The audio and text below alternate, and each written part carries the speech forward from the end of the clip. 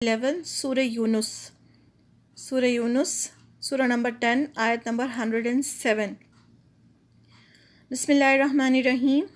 وَإِنْ يَمْسَسْكَ، اور اگر پہنچائے آپ کو، اللہ بِضُرٍّ کوئی تکلیف، فلا تو نہیں، کاشفا کوئی ہٹانے والا، لہو اسے، الا مگر، ہوا وہی، وَإِنْ اور اگر، یُرِدْکَ وہ ارادہ کرے آپ کے ساتھ، بِخَیْرٍ کسی بھلائی کا، فلا تو نہیں، رادّ کوئی پھیرنے والا، لِفَضْلِہ اس کے فضل کو، یُصِیبُ وہ پہنچاتا ہے، بِہ اسے، من جسے، یشاء وہ چاہتا ہے، من عبادہ اپنے بندوں میں سے، وہو اور وہ، الغفور الرحیم بہت بخشنے والا، نہایت رحم کرنے والا ہے۔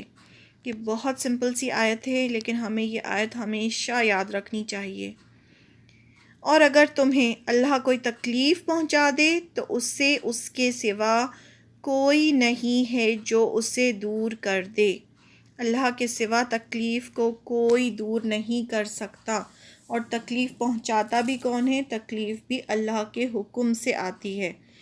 اور اگر وہ تمہیں کوئی بھلائی پہنچانے کا ارادہ کر لے تو کوئی نہیں ہے جو اس کے فضل کا رخ پھیر دے، یعنی کوئی نہیں ہے جو اس کی بھلائی کو روک دے۔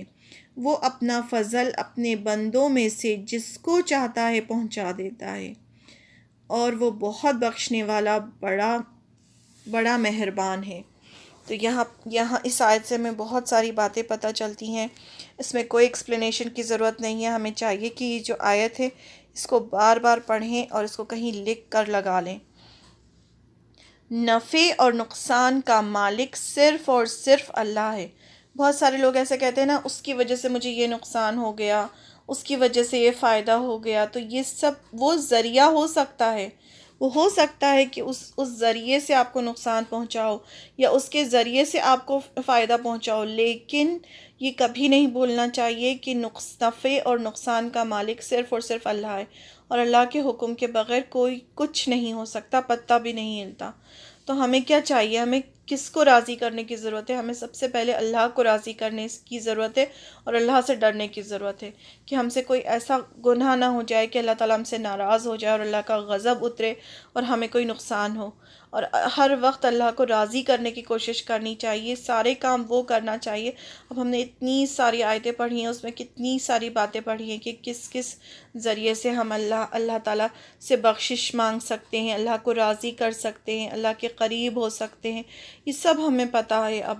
تو ہمیں وہ سب کام کرنا چاہیے جس سے اللہ تعالیٰ ہم سے راضی ہو جائے، اور یہ کبھی نہیں بھولنا چاہیے کہ نفع اور نقصان کا مالک اللہ ہے۔ اور اگر انسان کوئی نفع یا نقصان پہنچاتا ہے تو وہ صرف ایک ذریعہ ہے، وہ جو بھی ہے وہ ذریعہ ہے، اصل حکم جو ہے وہ اللہ کا ہے، اور اللہ کے حکم سے ہی انسان کو ذریعہ بنا کے پہنچایا جاتا ہے کوئی نقصان یا فائدہ۔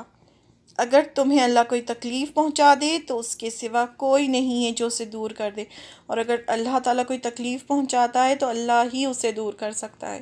تو جب تکلیف پہنچے تو کس سے مدد مانگنی ہے؟ تو اللہ سے ہی مدد مانگنی ہے، وہ کام کرنا ہے جس سے اللہ کا غضب ٹھنڈا ہو۔ اور اگر وہ کوئی بھلائی پہنچانے کا ارادہ کر لے، کوئی آپ کو بھلائی ملنے والی ہے، تو کوئی ایسا نہیں ہے جو اس بھلائی کو روک سکے، اپنے اللہ کے فضل کو روک دے یا اس کو پھیر دے۔ وہ اپنا فضل اپنے بندوں میں سے جس کو چاہتا ہے پہنچا دیتا ہے، یہ اس کا فضل ہے، اور وہ بہت بخشنے والا، بہت مہربان۔